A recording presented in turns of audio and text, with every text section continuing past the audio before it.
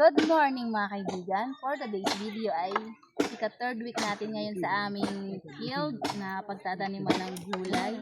Ito ay kung saan kami matututo ng mga proseso ng pagtatanim. So ang ginagawa namin ngayon ay, anong tawag dito?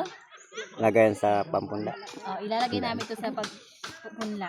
Yan, kaya dinudurog-durog. Okay? Ganyan siya kabuhaghag. Ay, kala ko gano'n. Ganyan siya kabuhaghag. And ipapakita ko sa inyo yung mga kasamahan ko kung anong ginagawa nila. So, yan ay si Ate Gemma. And ang Lula Judy. Yan. Ito ang aming area ngayon ang magdurog ng pagpupunlaan. At ilalagay dun sa tray. Kasamahan. Yun. Ilalagay ito sa pantusok sa mulching. Yun. Yan. Gawa nila.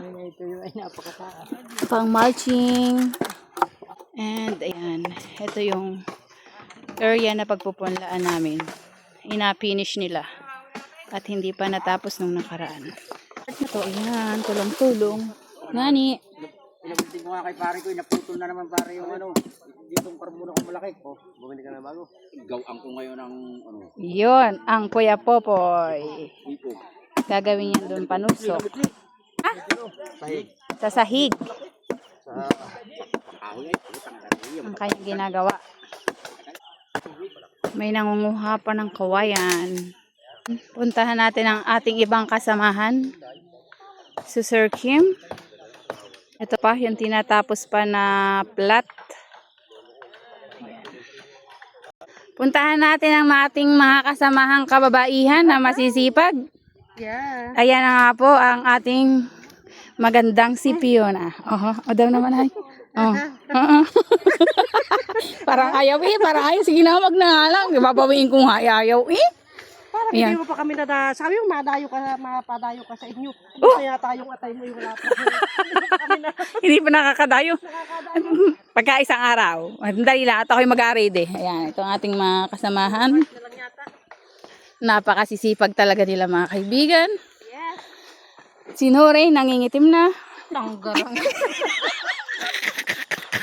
Pares na ba tayo? Parang yun. Ay, napakaganda naman. Ate Vilma. Ang bilis nyo, naka-2 plat na kayo Yun. Sabi may bagong miyembro tayo. Bagong recruit. Si? Tingnan niya. Tingin nga. Yan. Hanggang alas 9 na naman kami dito.